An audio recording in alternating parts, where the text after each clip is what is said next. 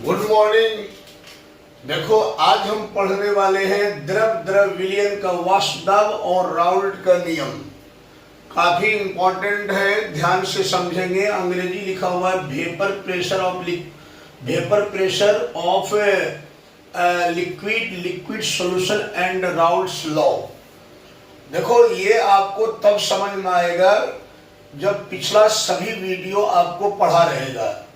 देखो पिछला वीडियो में हमने पढ़ा है कि वाष्प दाब के आधार पर पदार्थ दो प्रकार का होता है।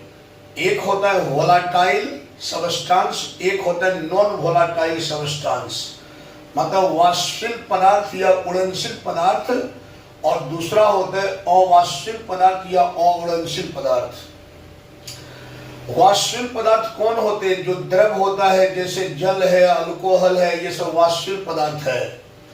और अवाष्पशील पदार्थ कौन है? जैसे अवाष्पशील पदार्थ ठोस होता है, जैसे यूरिया है, नमक है, ग्लूकोज है, चीनी है, ये सब अवाष्पशील पदार्थ है। और जब आप विलयन बनाते हैं तो हमारे सिलेबस में द्विअंगी विलयन आते हैं, और द्विअंगी विलयन में दो अवयव होते हैं, विलय और विलायक। तो यदि विलयन में विलय द्रव है और विलायक भी द्रव है तो आप जानते हो कि जो विलयन बनेगा उसको हम द्रव द्रव विलयन कहेंगे। और द्रव द्रव विलयन में विलय भी द्रव है, विलायक भी द्रव है। इसका मतलब ये जो विलयन बनेगा ये वाष्पशील विलयन होगा, क्योंकि इसमें विलय भी द्रव है और विलायक भी द्रव है, दोनों का वाष्पदाब बनेगा। लेकिन अगर विलय ले लिया आप ठोस, विलायक ले लिए द्रव, तो फिर इस विलयन में केवल द्रव का ही वाष्पदाब बनेगा, ठोस का नहीं बनेगा, और इस विलयन को कहेंगे अवाष्पशील विलय युक्त विलयन। तो अभी हम पढ़ने वाले हैं द्रव द्रव विलयन का वाष्पदाब। इसमें जो द्रव है ये विलय, एक द्रव विलय होगा, एक द्रव विलायक होगा, और दोनों द्रव है, इसका मतलब ये जो विलयन है ये वाष्पशील विलयन होगा। तो इसी के लिए राउल्ट का नियम दिया गया है। पहले हम बात करेंगे कि राउल्ट का नियम कब दिया गया और राउल्ट का नियम किसके लिए दिया गया, किसके बीच संबंध स्थापित करता है राउल्ट का नियम। ध्यान से समझेंगे, बहुत इंपॉर्टेंट है। तो हम देखो यहां से राउल्ट का नियम, राउल्ट का नियम, या फिर ऐसे लिख देते हैं, ध्यान देना। सन 1886 ईस्वी में मल्टे राउल्ट, राउल्ट का पूरा नाम था मल्टे राउल्ट, मल्टे राउल्ट ने एक नियम दिया, एक नियम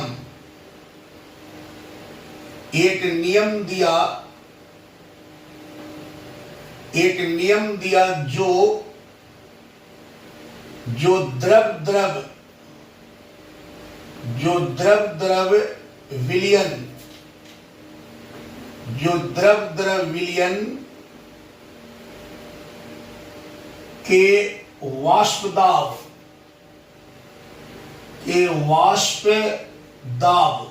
वेपर प्रेशर के वाष्पदाब और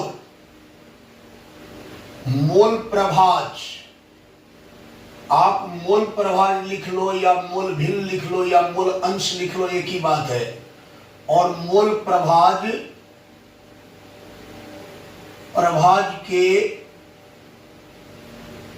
प्रभाज के समानुपाती होता है। और मोल प्रभाज की क्या होता है? समानुपाती होता है, सॉरी। और मोल प्रभाज,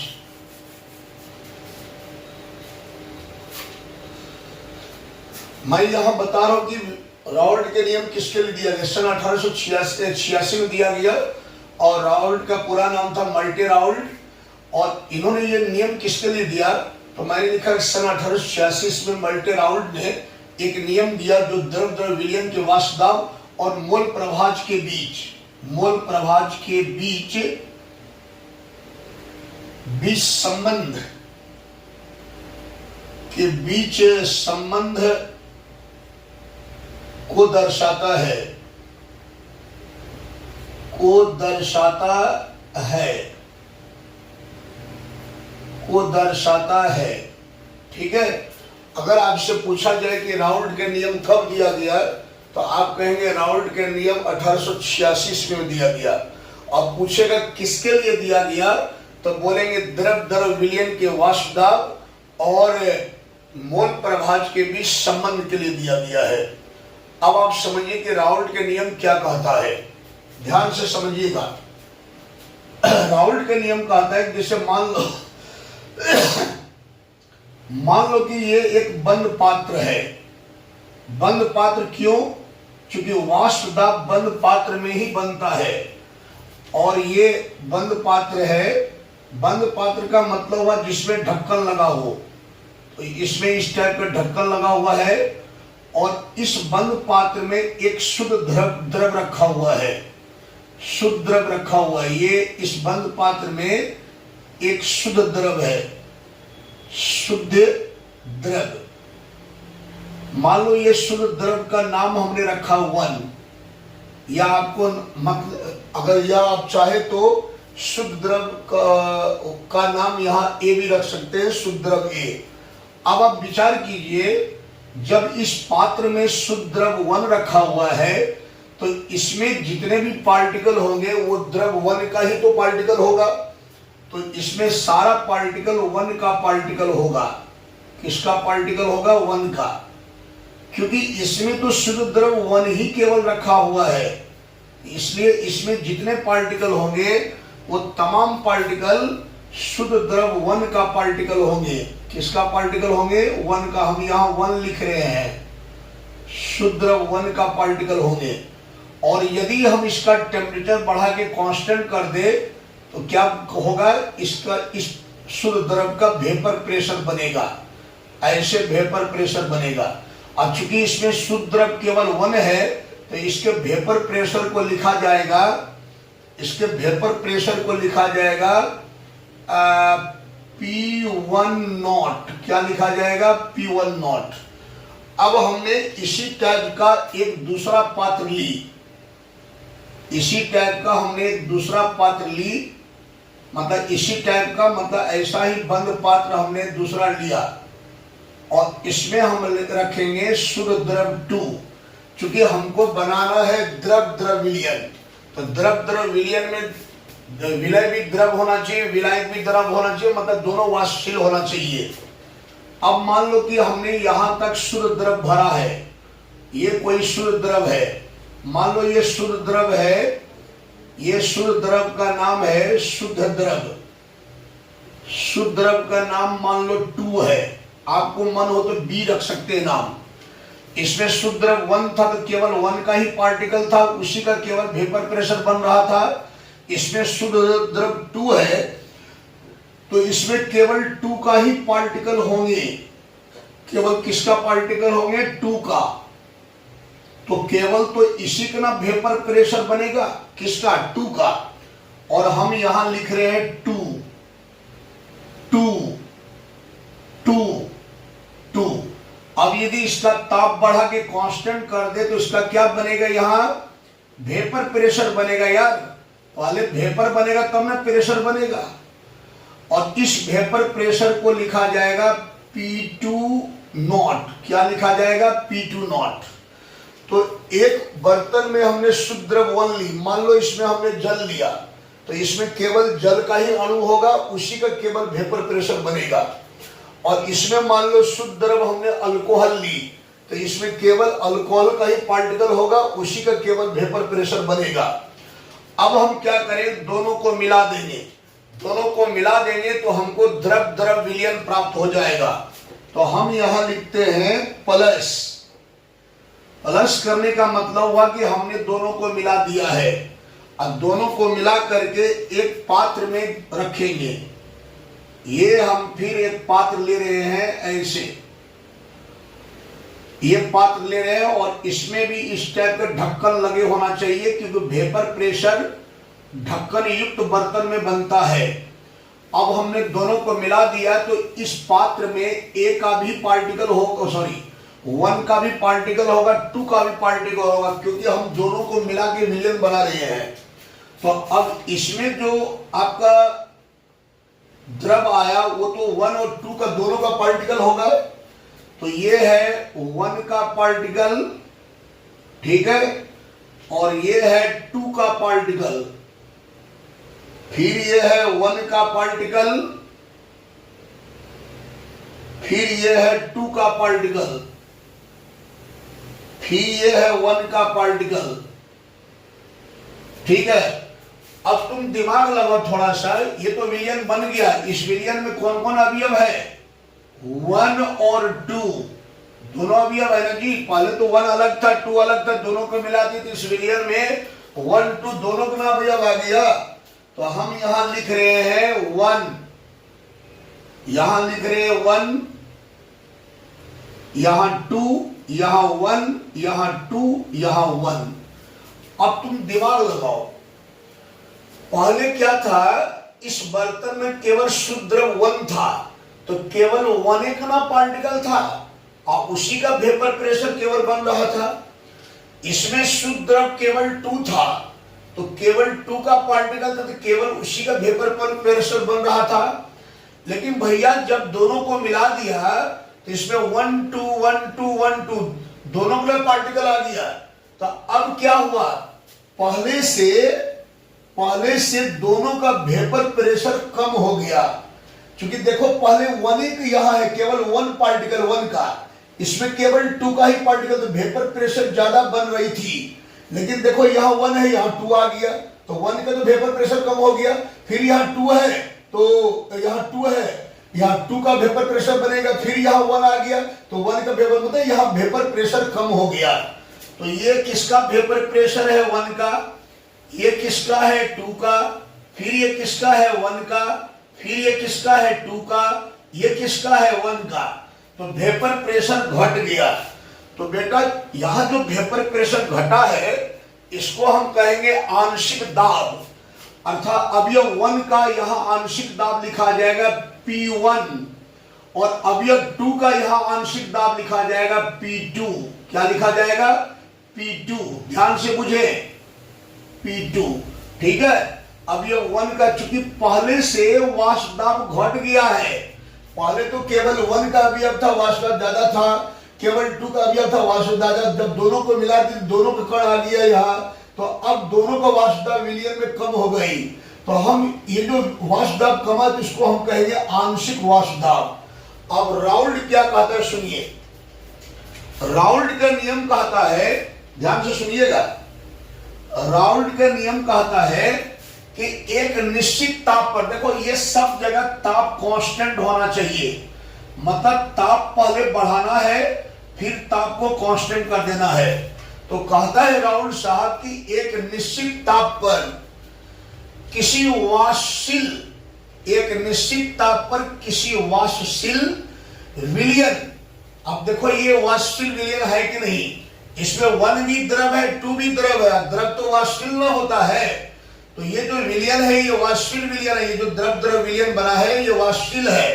तो राउल्ट कहता है एक निश्चित ताप पर किसी वाष्पशील विलयन में प्रत्येक अवयव, तो अवयव यहाँ 1 भी है 2 भी है, प्रत्येक अवयव का आंशिक दाब, प्रत्येक अवयव, जैसे अवयव 1 का आंशिक दाब क्या है? P1। प्रत्येक अवयव का आंशिक दाब और प्रत्येक अवयव का आंशिक दाब विलयन में उपस्थित उस अवयव के मोल प्रभाज के समानुपाती होता है। तो जो अवयव 1 है उसका विलयन में मोल प्रभाज क्या होना चाहिए? X1। जो अवयव 2 है उसका विलयन में मोल प्रभाज होना चाहिए X2। तो अकॉर्डिंग टू राउल्ट्स लॉ कि अवयव 1 का जो आंशिक दाब होगा उस विलयन में जो अवयव 1 का मोल प्रभाज उसके समानुपाती हो, तो समानुपाती हो जाएगा X1, और अवयव 2 का जो आंशिक दाब है P2 ये समानुपाती हो जाएगा अवयव 2 का जो मोल प्रभाज है इस विलयन में उनके समानुपाती हो जाएगा X2। बेटा यही राउल्ट का नियम है, यही किसका नियम है? राउल्ट का नियम। इसका मतलब राउल्ट का नियम क्या कहना चाहता है कि वाष्पशील विलयन में जिस अवयव का मोल प्रभाव ज्यादा होगा उस अवयव का वाष्प दाब ज्यादा होगा। अगर अवयव 1 का मोल प्रभाव ज्यादा है तो इसका मतलब अवयव 1 का आंशिक दाब ज्यादा होगा। अगर अवयव 2 का मोल प्रभाव ज्यादा है तो अवयव 2 का आंशिक दाब ज्यादा होगा। क्या मेरी बात समझ में आ रहा है? तो यही है राउल्ट का नियम। अब आप ध्यान से देखें, अब हम यहां लिखते हैं राउल्ट का नियम।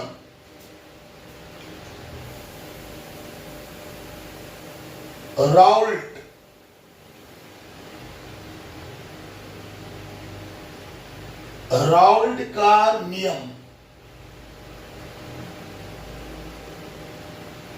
राउल्ट का नियम। देखो ये नियम क्या कहता है, ध्यान से समझो। थोड़ा सीधा कर देते हैं।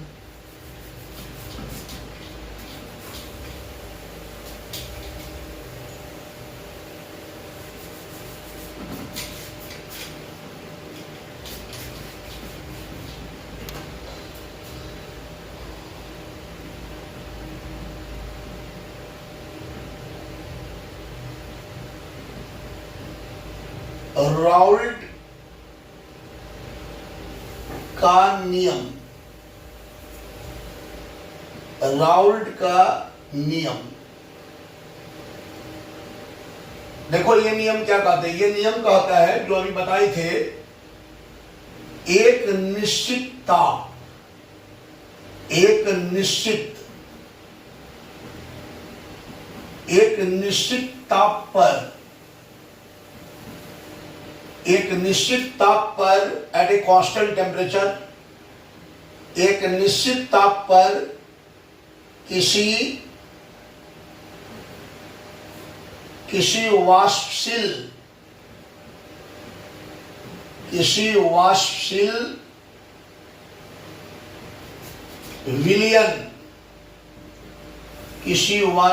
विलयन के प्रत्येक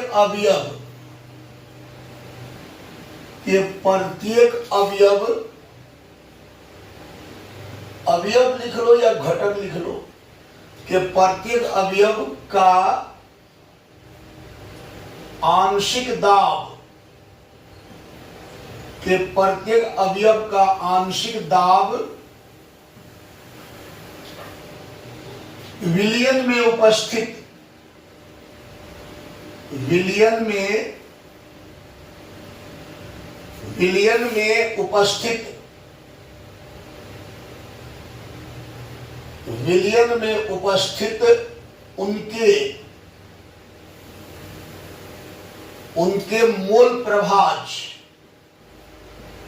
उनके मोल प्रभाज या मोल अंश भी लिख सकते हैं या मोल भिन्न भी लिख सकते हैं, उनके मोल प्रभाज के समानुपाती होता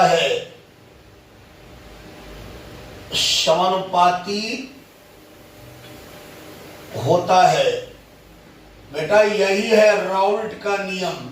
ठीक है, क्या कहता है, एक निश्चित ताप पर एट ए कांस्टेंट टेम्परेचर पर किसी वाष्पशील विलयन, ये है वाष्पशील विलयन, किसी वाष्पशील विलयन के प्रत्येक अवयव, तो इसमें 2 अवयव है 1 और 2, के प्रत्येक अवयव का आंशिक दाब, जैसे 1 का आंशिक दाब है P1 और 2 का आंशिक दाब है P2, आंशिक दाब विलयन में उपस्थित उनके मोल प्रभाव, तो अवयव 1 का मोल प्रभाव विलयन में होगा X1, अवयव 2 का मोल प्रभाव होगा विलयन में X2, उनके मोल प्रभाव के समानुपाती होता है।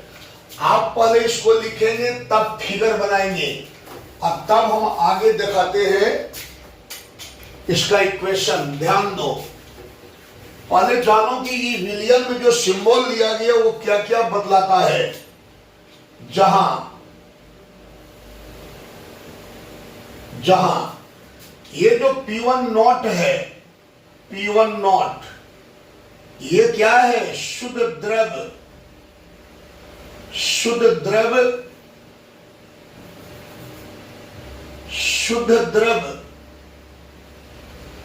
शुद्ध द्रव, ये P1 नॉट क्या है? शुद्ध द्रव वन का वाष्प दाब। उसके बाद P2 नॉट क्या है? P2 नॉट है शुद्ध द्रव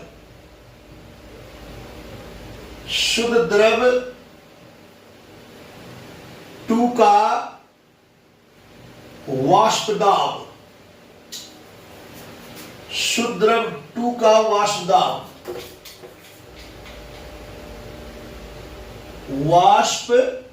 दाब। और यहां पर P1 क्या है? P1 है विलयन में अवयव, विलयन में अवयव 1 का आंशिक दाब। अवयव 1 का आंशिक दाब,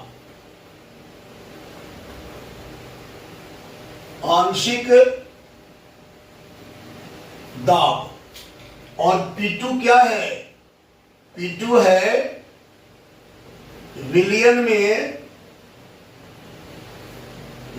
में अवयव 2 का आंशिक दाब।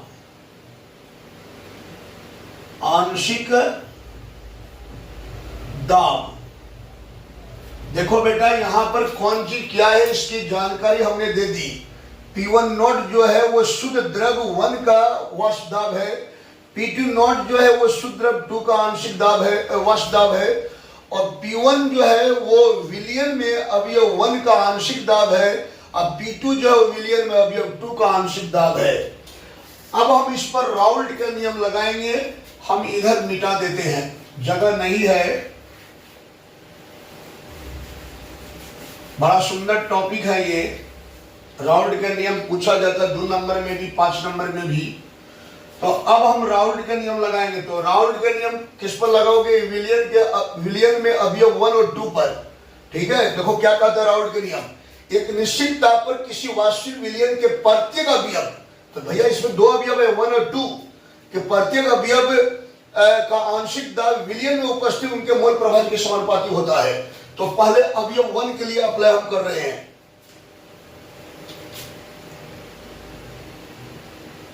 अवयव 1 के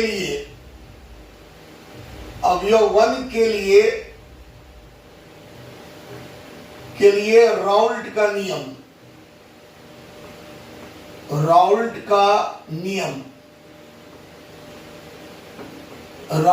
नियम। तो भैया अवयव 1 के लिए राउल्ट का नियम क्या हो जाएगा? तो ये अवयव 1 का वाष्प दाब क्या है? P1। और क्या कहता है यहाँ कि एक निश्चित ताप पर किसी वास्तविक विलयन के प्रत्येक अवयव, तो प्रत्येक अवयव हम किसको ले रहे हैं? 1 को। तो 1 का आंशिक दाब क्या है? P1। तो ये हो जाएगा P1 समानुपाती। अब अवयव 1 का आंशिक दाब विलयन में है P1 और अवयव 1 का मोल प्रभाव विलयन में होगा X1। तो समानुपाती हो जाएगा X1 है। राउल्ट के नियम पर चलना है। अब यहां समानुपाती हटाया राउल्ट साहब ने, तो यहां लगाया बराबर करके। देखो शुद्ध अवस्था में अवयव 1 का वाष्प दाब क्या है था? P1 not. विलयन में आने के बाद इसका वाष्प दाब कम हो गया, तो यहां कांस्टेंट में अप्लाई किया P1 नॉट X1। ये है राउल्ट का नियम का इक्वेशन। ठीक है, अब हम लगाएंगे अवयव 2 के लिए। अवयव 2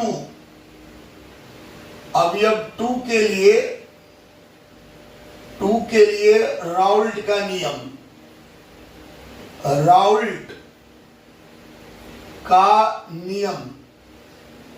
अवयव 2 के लिए राउल्ट का नियम।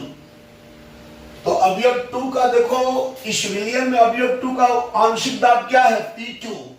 तो ये हो जाएगा P2 समानुपाती, और अवयव 2 का मोल अंश इसमें क्या होगा? X2।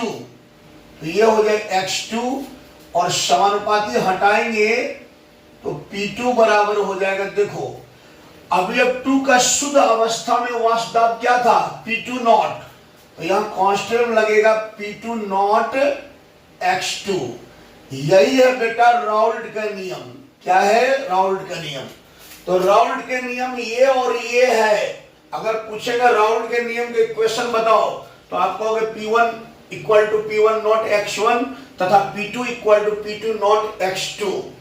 अब हम समझने वाले हैं कि ये जो वाष्पशील विलयन बना है दोनों शुद्ध द्रव के मिलने से, इस वाष्पशील विलयन का टोटल वाष्प दाब कितना होगा? ठीक है, ये जो विलयन, ये द्रव विलयन है ना, हम इसको वाष्पशील विलयन इसलिए कह रहे हैं क्योंकि इसमें दोनों द्रव है, और उसका दोनों का द्रव है तो दोनों का वाष्प बनता है। तो अब इस विलयन का टोटल वाष्प दाब देखेंगे।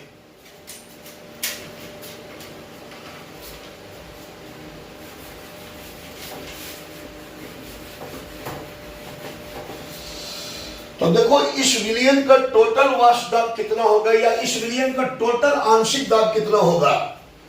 तो देखो डाल्टन का आंशिक दाब का नियम कहता है, डाल्टन का आंशिक दाब का नियम कहता है कि किसी विलयन का कुल आंशिक दाब विलयन में उपस्थित प्रत्येक अवयव के आंशिक दाब के योग के बराबर होता है।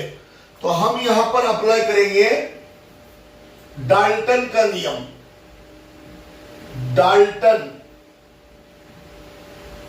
डाल्टन के आंशिक दाब के नियम से, आंशिक दाब के नियम से, आंशिक दाब के नियम से। और ये नियम क्या कहता है? ये नियम कहता है किसी विलयन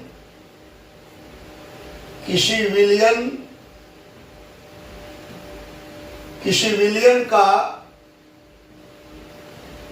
कुल आंशिक दाब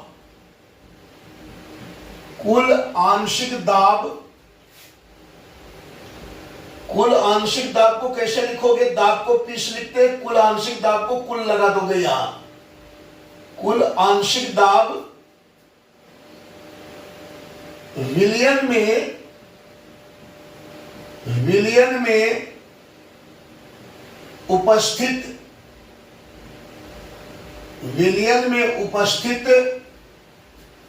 प्रत्येक अवयव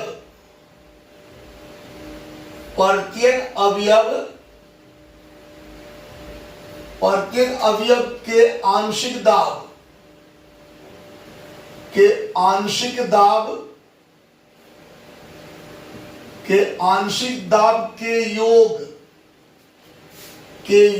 के बराबर होता है।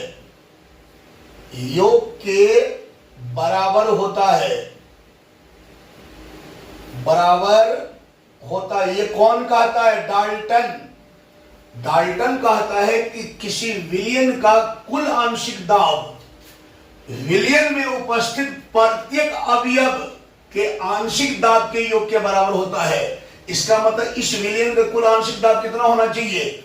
इसका होना चाहिए P कुल इक्वल टू अवयव 1 का आंशिक दाब P1, अवयव 2 का आंशिक दाब P2। तो P कुल इक्वल टू हो जाए P1 प्लस P2। तो चलो हम यहां पर इस विलयन का कुल आंशिक दाब निकाल लेते हैं। तो यहां हो जाएगा, अतः विलयन का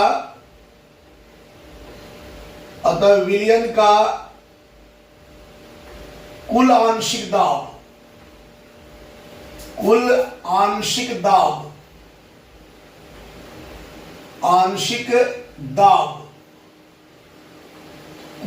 दाब क्या हो जाए बेटा? इस विलयन का कुल आंशिक दाब को किससे लिखते हैं? P कुल से। तो ये हो जाएगा P कुल इक्वल टू पी कुल इक्वल टू क्या कहता है, विलयन में उपस्थित प्रत्येक अवयव का आंशिक दाब। तो ये विलयन में दो अवयव है 1 और 2, दोनों का आंशिक दाब क्या है, P1 और P2 के योग के बराबर होता है। तो ये हो जाएगा P1 प्लस P2। ठीक है, अब आप चाहें तो यहां P1 का मान इतना है, P2 का मान इतना, उठा के पुट कर सकते हैं और इसको आप लिख सकते हैं या P कुल बराबर P1 का मान कितना है, P1 not x1 plus P2 का मान कितना है, P2 नॉट x2। ये हो गया बेटा विलयन का कुल, क्या, विलयन का कुल आंशिक दाब। ये विलयन का निकल गया कुल आंशिक दाब। कौन सा विलयन, द्रव विलयन का कुल आंशिक दाब का फॉर्मूला यही होता है, P कुल बराबर P1 not x1 plus P2 not x2। लेकिन देखो एनसीईआरटी ने क्या किया है, इसको एक लाइन और आगे सॉल्यूशन किया है। आप यही बोलोगे, अगर आपको पूछेगा राउल्ट के नियम बताइए, तो ये मत बोलना राउल्ट के नियम ये और ये है, ये तो आपको विलयन का कुल आंशिक दाब का फॉर्मूला है। राउल्ट का नियम ये दोनों है। अच्छा, इसको एक लाइन और हल किया है एनसीईआरटी को उल्टा उल्टा के एक लाइन और हल मिलेगा। देखो क्या मिलेगा, आप हमको बताओ इस विलयन में कौन कौन अवयव है, 1 है 2 है, तो इस विलयन का टोटल मोल प्रभाज क्या हो जाएगा, x1 प्लस x2 बराबर 1 नहीं होता है। हम क्या पढ़े, किसी विलयन का कुल मोल प्रभाज जो होता है, उस विलयन में उपस्थित प्रत्येक अवयव के मोल प्रभाज के योग जो होता है वो 1 के बराबर होता है। मतलब इस विलयन का टोटल मोल प्रभाज क्या होगा, जो अवयव है उनके मोल प्रभाज के योग 1 के बराबर होता है। तो इसको अब हम मिटा देते हैं फिगर को, चूंकि हम जानते हैं, क्या जानते हैं बताओ, हम जानते हैं कि x1 प्लस x2 बराबर 1 होता है। ठीक है, विलयन का कुल मोल प्रभाज। तो यहां से x1 निकालेंगे, इसलिए x1 निकाले तो क्या होगा बताओ, 1 माइनस x2 हो जाएगा और इसका वैल्यू यहां रख दो इस इक्वेशन में, तो आपका एनसीईआरटी में जहां तक सॉल्यूशन है वहां पहुंच जाएगा। तो यहां लिखेंगे या P कुल इक्वल टू यहां पर x1 के जगह रखना है आपको P1 नॉट इंटू क्या रखना है, 1 माइनस x2, अब प्लस में क्या है बताओ, P2 नॉट x2। अब आप क्या करें, इसको गुना कर दें, तो ये हो जाएगा P कुल इक्वल टू गुना करेंगे तो ये हो जाएगा P1 not minus P1 not x2 अब प्लस P2 नॉट x2।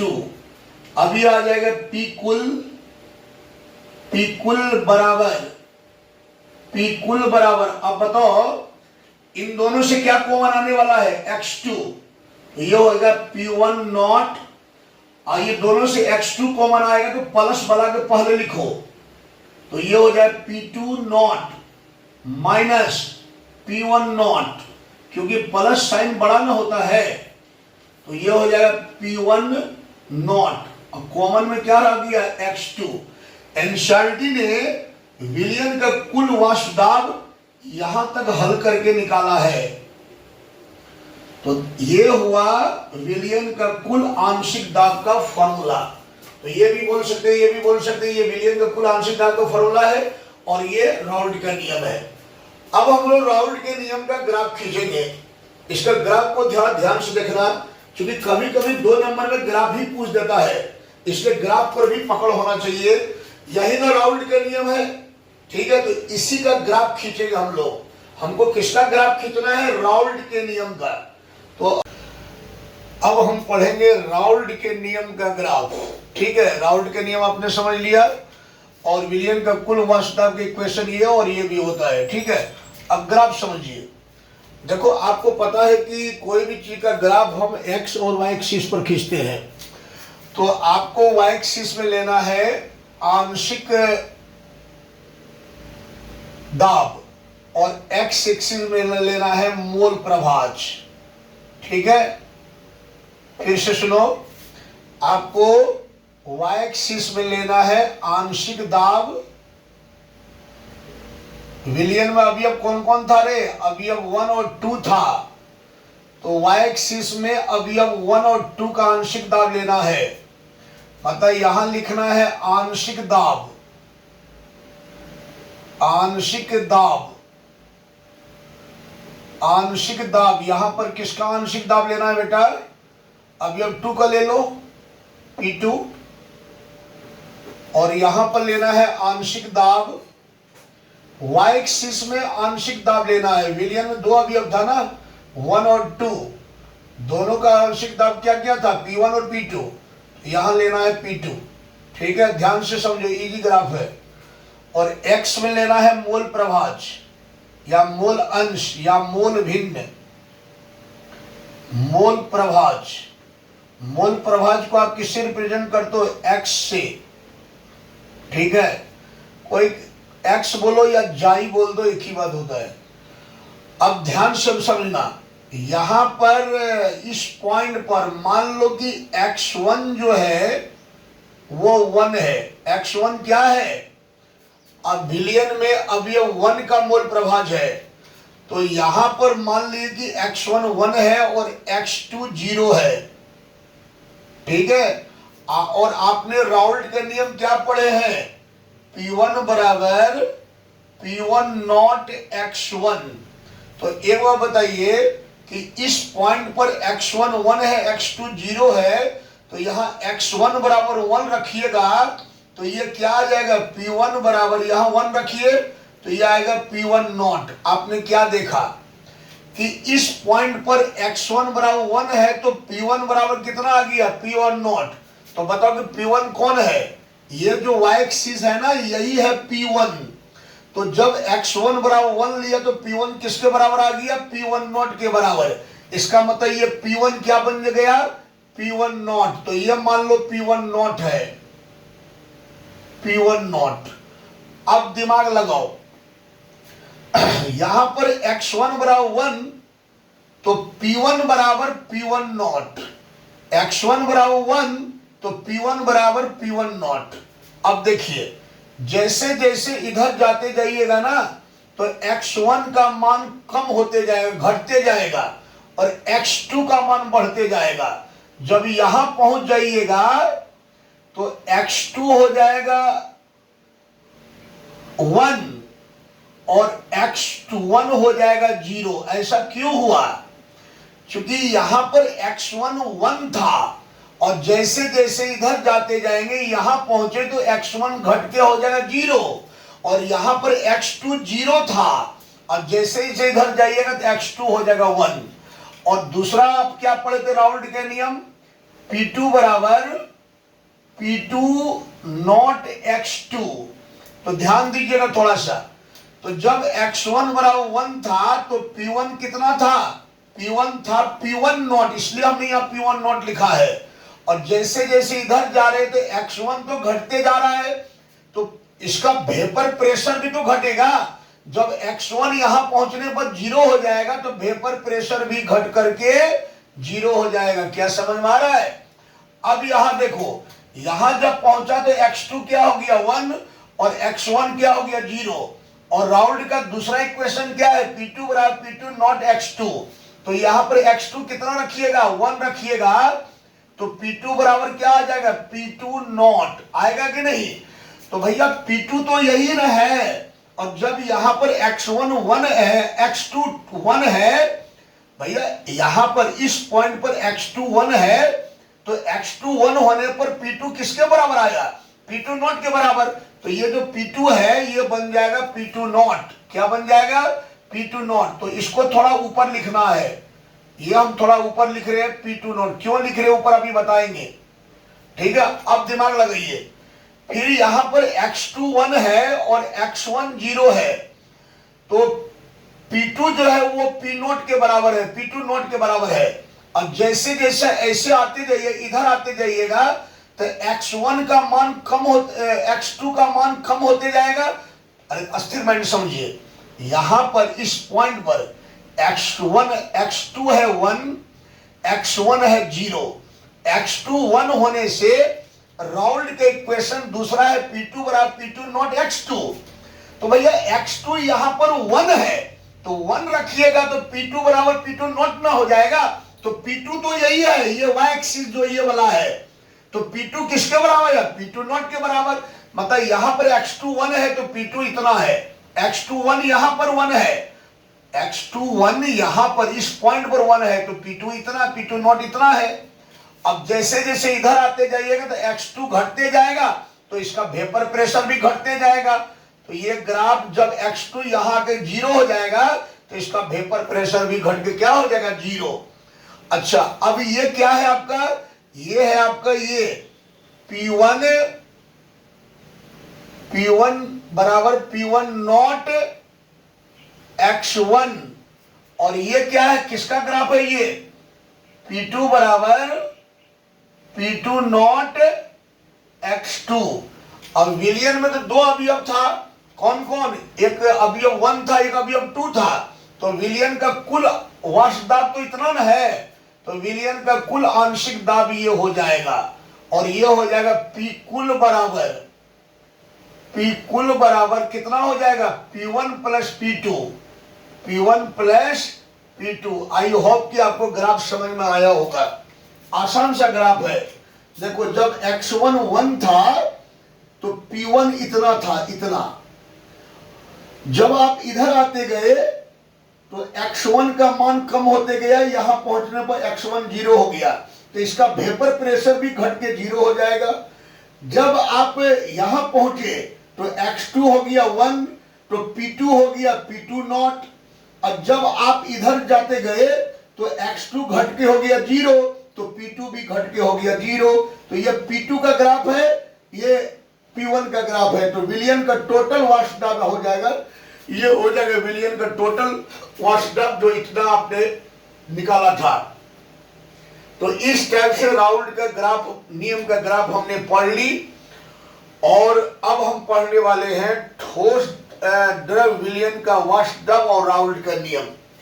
यहां पर इसको थोड़ा ऊपर इसलिए रखे हैं कि इस इक्वेशन को देखो, यहां P2 ज्यादा बड़ा है, P1 कम है, इसलिए यहां पर हमने इसको थोड़ा ऊपर रखा है और इसको थोड़ा सा नीचे रखा है।